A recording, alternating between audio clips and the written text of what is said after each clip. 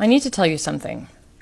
We're going to do it the Jesuit way. We're going to do it by me asking you two questions. The first question is, how many rockets have Palestinian militant groups altogether, meaning Hamas, the Palestinian Islamic Jihad, the PIJ, and the Popular Front for the Liberation of Palestine, PFLP, how many rockets have they fired on Israel in the 21st century? So from year 2001 to 2023, including this week, so in 23 years. How many rockets were fired towards Israel in 23 years? Just throw a number. You can even pause the video if you wanted. I'm going to give you 3 seconds to respond. So the answer is 28,800 rockets and 3,700 mortar shells. So a total of 32,500 rockets and mortar shells were launched by Hamas and PIJ onto Israel over the course of 23 years. Now, considering a potential margin of error of 10%, let's just round the sum up to 36,000. Now, whether that is too many rockets or too few rockets is absolutely not the point I'm trying to drive here. I have a bigger, more important point to make later, so just bear with me and please keep this number in mind. Now, on to my second question. How many people have those 36,000 rockets and mortars killed over the course of 23 years? 36,000 rockets were launched over the course of 23 years. How many people were killed as a result? Throw a number. You can also pause if you want to think about it. I've asked this question to a dozen people this week, including journalists and political activists and random friends of mine who have to deal with being on the receiving end of my midnight messages.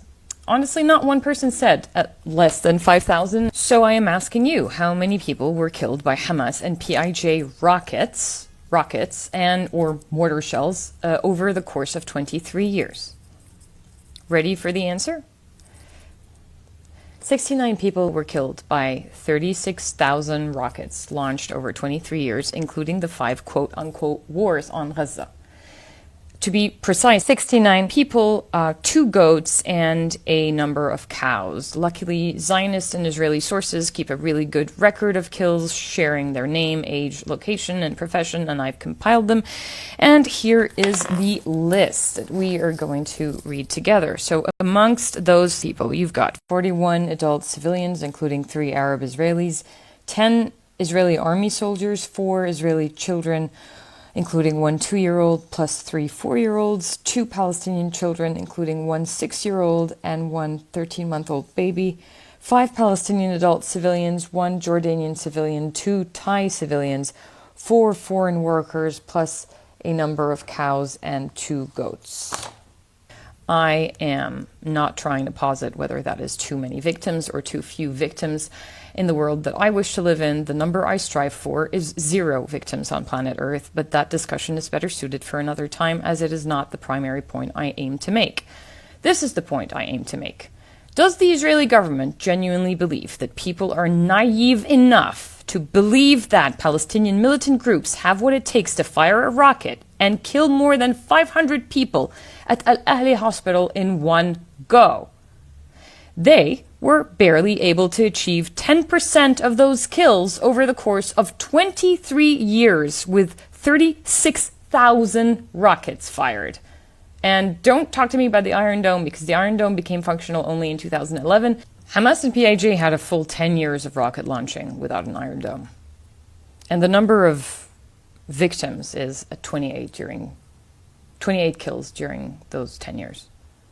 So allow me to say that it is remarkably foolish and outrageously absurd to even contemplate marketing the idea that Hamas or PIJ have what it takes to destroy a building and kill 500 humans with 1 rocket, when on average they killed 0.000773 people per year per rocket over a 23-year period. But the Israelis want to have us believe that, in contrast, no, in one night, a single rocket killed 500 people. To add insult to injury, you should also know that the rockets used by Hamas or PIJ, the Qassam rockets, are propelled by a mixture of sugar and potassium nitrate, which is a common fertilizer, and the warhead is filled with TNT and urea nitrate, which is also another common fertilizer. The Qassam rockets are basically made from common civilian products. It doesn't mean that they cannot cause a lot of damage, but absolutely not to the devastating degree that we saw at Ahli Hospital. Take a look at the effect that the Qassam rockets create when they land.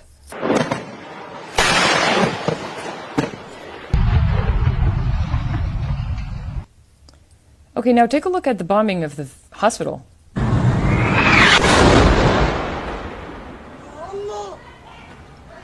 Ya Allah! Ya Allah! I think it is apparent, maybe even to a 6-year-old, that that is not a Qassam rocket. What was fired at the hospital was a US-made and US-supplied JDAM, an all-weather precision-guided munition. The JDAM kit can be used with a variety of bomb types, including the MK-84, which is what is suspected to have been used here. And this was a gift from President Joe Biden to Israel and to the Palestinian people, in the form of body bags. And this is what the JDAMs sound like. Okay, now let's hear the hospital explosion again. And that is them side by side.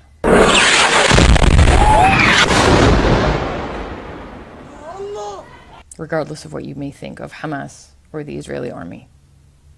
Regardless of who you think is evil, maybe you think both are evil.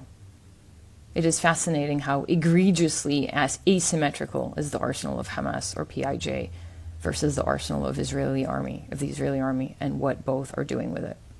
And we should absolutely not ignore this point.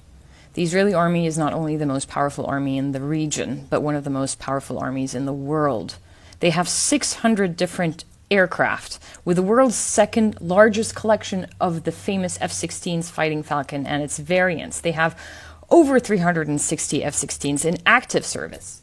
They also have about 30 F-35 stealth fighters that can enter foreign territory completely undetected, and they can fire targets at 160 kilometers away.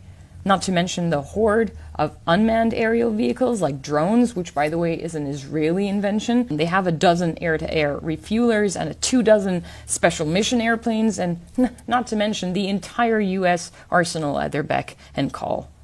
Do you want a reminder of the aerial force of Hamas? This is it. Crossing the border using paragliders. It was not a Palestinian militant rocket that destroyed Al Ahli Hospital. They don't have that arsenal. It was a US-made Israeli bomb. And I'm not even going to delve into all of the other scathing evidence that proves this claim.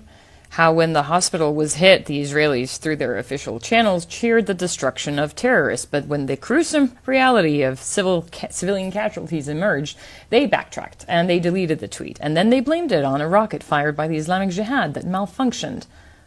Nor am I going to detail how in their attempt to shift that blame, Israel's official account on Twitter uploaded a fake video in a tweet about the alleged rocket. But when they realized that the timestamp did not fit the story, they deleted the video. The screenshots you're seeing are screenshots that I took myself with my own phone, by the way.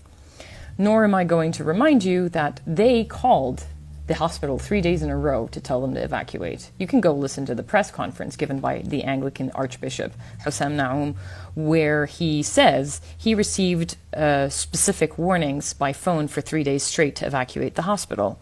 Just listen to him. Like all the people of North Gaza, at least 15 hospitals received the warning, including the Arab Ahli Hospital, they received the warning to evacuate the hospital. Nor the fact that the Israeli army said that they relied on Al Jazeera footage to prove that it was a PIJ missile. They used Al Jazeera footage to allegedly confirm these claims. But you're asking me for proof? You don't need to get proof from me. All you need to do is switch over to Al Jazeera, who broadcasted it live, and you can actually see. I got a screen caption just for you to see. This is Al Jazeera from last night. But then Al Jazeera themselves released a short documentary completely debunking these allegations as lies. And here's a sped-up version of their conclusion in that documentary. According to all feeds and videos analysed, this rocket was intercepted and was the last one launched from Gaza before the bombing of the hospital. As a result, Al Jazeera Digital Investigations Team found no grounds to the Israeli army claim. Nor am I going to discuss how Israel ordered 22 hospitals to be evacuated, something that the WHO called a death sentence for patients who could not be moved. Nor am I going to discuss how on October 14th, Israel targeted ambulances and killed 28 medical staff in Gaza. But what I am going to remind you of is that the Israeli government's playbook is to lie about their crimes. From Qana massacre, have a UN refugee camp in Lebanon in 1996, or the 2006 beach massacre of an entire family, or the bombed UNRWA site, to the killing of journalist Shirin Abu Akleh, Israel always blamed someone else. Always blamed, always said it wasn't them. And then human rights groups, the UN, the media always uncovered that they were lying. But no one holds them accountable. Western journalists rush to report blood libel. This week alone, how 40 babies were beheaded by the bloodthirsty, awful, disgusting human animals, savage Palestinians, including the US president who lied about it, only to find out that there was no evidence for it, but nobody retracted it. They completely ignore Palestinian accounts of what happens on the ground, but they keep taking Israel's word as the only word to report, despite their record of lying. When Israel says that, yes, PIJ bombed Ahli Hospital, regardless of what kind of arsenal they may have, just ignore that fact. Sure, forget all evidence, just believe them. So before I go, I would like to leave a message to the international community, particularly to President Emmanuel Macron, President Joe Biden, Prime Minister Rishi Sunak, all of the moguls behind those media corporations in the West.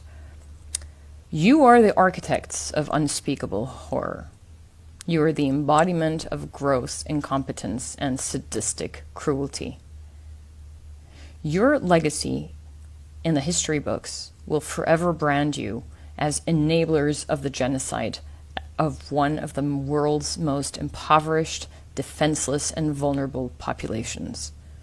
You have collectively turned their living into a horrifying extermination camp, offering inexplainable support to one of the most hyper-militarized and ruthless armies on the planet. Your weapons, your funding, your unwavering political support, and your lies have been instrumental in the unspeakable slaughter and devastation that we are forced to witness. This is a stain on your conscience that can never and should never be erased.